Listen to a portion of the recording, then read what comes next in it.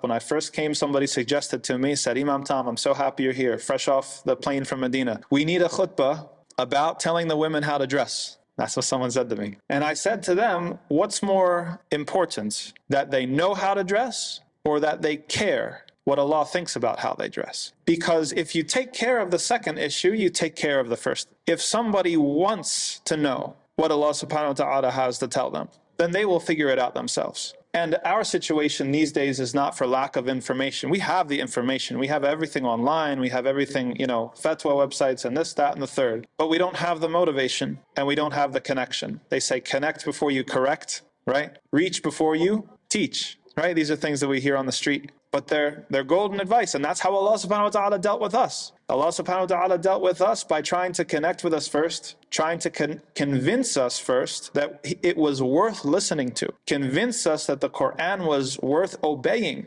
convincing us that He was worth obeying, subhanahu wa ta'ala. وَيُغْنِي عَنْ ذَلِكَ. He doesn't need that, right? Subhanah. He didn't have to do that. هَذَا مِنْ كَرَمِهِ وَرَحْمَتِهِ. Right? That's just pure mercy. That here we have a perfect God, creator, who doesn't need any introduction or explanation or doesn't need to convince. And yet He did.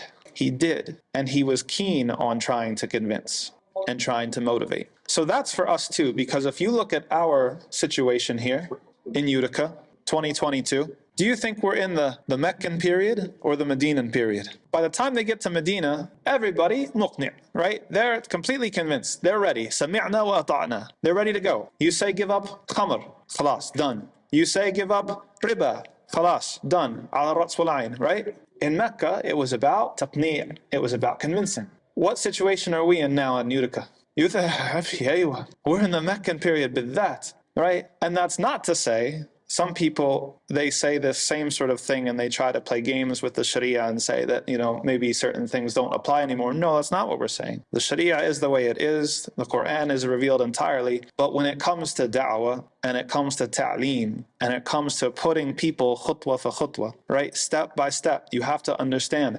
Deal with them the way that Allah Azza wa Jal dealt with the Quraysh. First, it has to come iman.